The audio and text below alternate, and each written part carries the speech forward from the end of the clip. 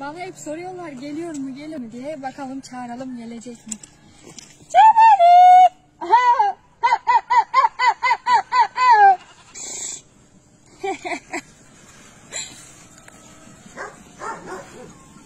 Tamam, kapat. Gördüğünüz gibi geliyor işte.